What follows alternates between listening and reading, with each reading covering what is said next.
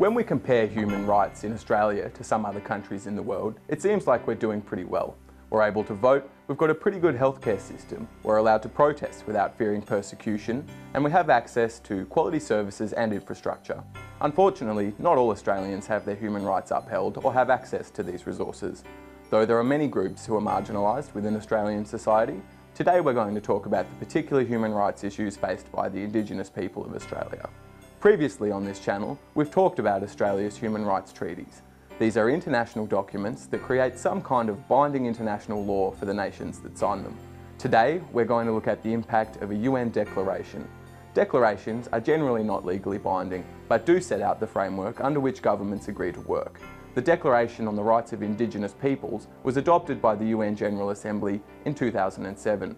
Les Maliza, chair of the Indigenous Caucus when the declaration was adopted, addressed the General Assembly on behalf of Indigenous peoples across the world, saying, "The declaration does not represent solely the viewpoint of the United Nations, nor does it represent solely the viewpoint of the Indigenous peoples.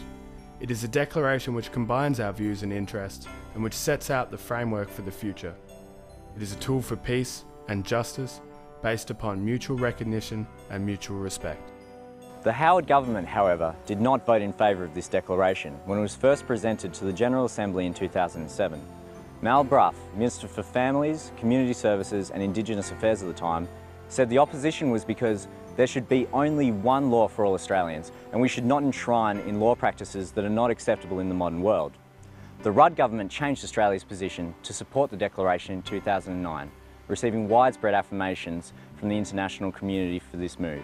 The treaty itself makes some significant steps towards an inclusive human rights paradigm. For example, human rights have historically focused on the individual, such as the right a person has to own property. Many Indigenous cultures organise society into groups that are far more important than on an individual level. This declaration confirms that Indigenous peoples have both individual and collective rights to their own country and to hold cultural knowledge as a group. Rights such as these are undoubtedly extremely important for long-term work towards protecting the human rights of Indigenous persons. For Indigenous Australians today, there may be more practical concerns than this. The average gap in life expectancy between Indigenous and non-Indigenous Australians is as high as 17 years in some demographics. Babies born to Indigenous mothers die at twice the rate of other Australian babies. Access to vital health services is far more difficult in remote communities than it is in metropolitan areas. Campaigns such as Oxfam's Close the Gap have been very effective in both raising community support and political goodwill in order to make changes to these inequalities that exist in our society. Over 175,000 people have signed the Close the Gap pledge, a new ministerial portfolio was created, and a $1.6 billion commitment was given to Indigenous health in 2008.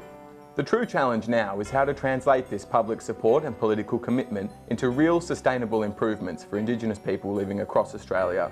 The only way to do this is to continue to work in partnership with Indigenous health organisations and Indigenous communities themselves. These issues pose huge challenges to Australia as a nation, and there is no easy solution. We have a responsibility to protect human rights of all people, not just those that are easy to protect. For more information, have a look at Close the Gap, the Australian Human Rights Commission, and other links below. To know more about us, check out www.unyouth.org.au.